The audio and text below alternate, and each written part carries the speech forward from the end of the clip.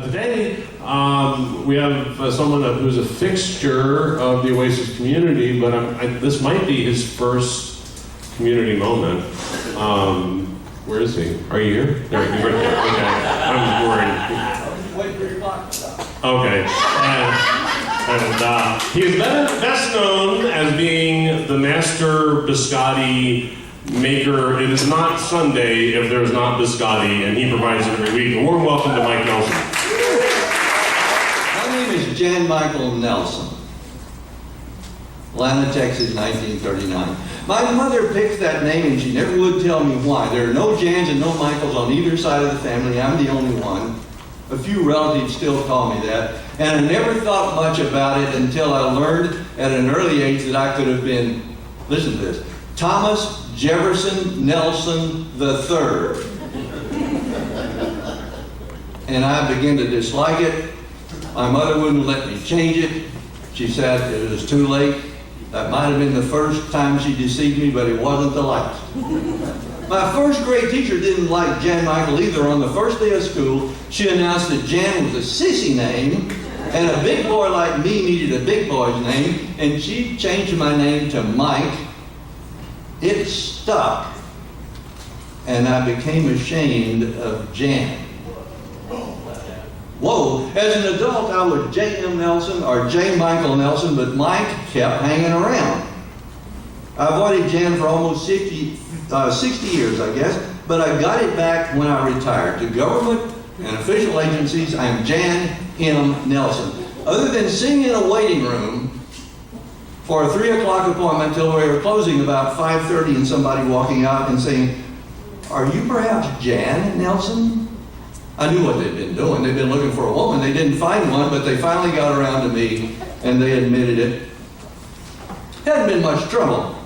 Facebook won't allow first initials, so I'm J-A-Y on Facebook. Actually, I've occasionally been called J as well as J. Michael. I've been called J.M., and that morphed into Jim. Never mind the Jim. In Chicago, I was Tex. I kind of like being Tex, but back in Texas, I'm Mike. I was born a skeptic. I have ample evidence from preschool years, and evidence continued to grow in public school and Sunday school, and nerd wasn't available as a monitor when I was a kid, so I was called Glasses or Four Eyes. Other kids got glasses. I became scientist or Einstein. I never was offended by being called Einstein. I've answered to a lot of things without bothering to express preferences, but occasionally I make an exception, and this is one of those occasions. Though I've been referred to as an atheist, and I might tend to agree with most atheists, I do not consider myself an atheist. I've never liked the word, especially when I was a fundamentalist Christian, and I didn't like it when I essentially became one. Here are some reasons why I think it's just another illegitimate moniker. Though it might be a philosophical position, it is neither a philosophy nor a worldview. It is vacuous. We don't need it. It's not a positive label. It's a negative word. It's more detrimental than useful to atheists, though it is quite useful to theists. We best abandon it along with secular humanists, free thinker, and brights, especially brights. Think about it. When we complete our evolution as a rational species, we won't need a label for being non-religious. So let's move in that direction now. We don't have a special label for non-astrologer, non-racist, or non-creationist, and we don't need one for non-theist. Atheists are great targets, and proud to be so. No matter who puts the target on our back, we seem to wear it willingly, and theists enjoy shooting at it and scoring hit after hit. And we just let them shoot at us. It's irrational and divisive. Do you really want a label that alienates everyone except other atheists? Is it reasonable to start out by offending those you would like to influence? No one likes atheists except another atheist. It's as exclusive and as excluding as any religion. Logic and reason are neither exclusive nor excluding, and almost everyone thinks they're logical and reasonable, even fundamentalist Christians.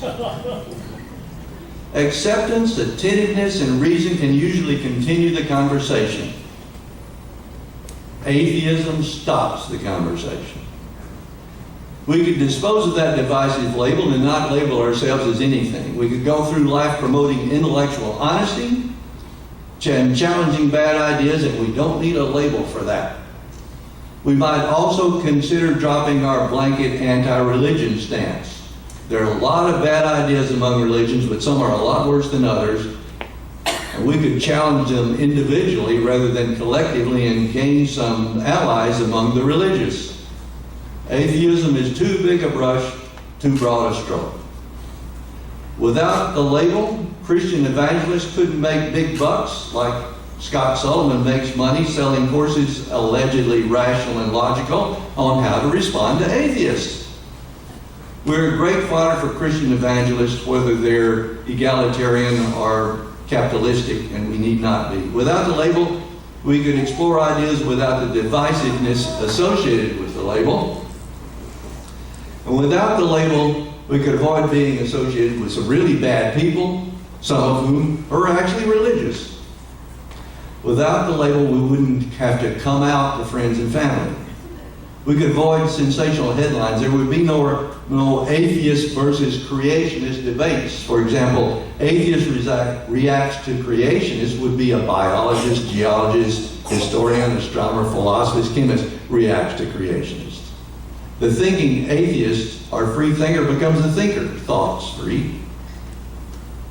Atheist comes out to mom, becomes a pleasant, positive, accepting, loving offspring, prefers not to be divisive at family gathering. Christian versus atheist becomes dialogue with a scholar, historian, biologist, etc.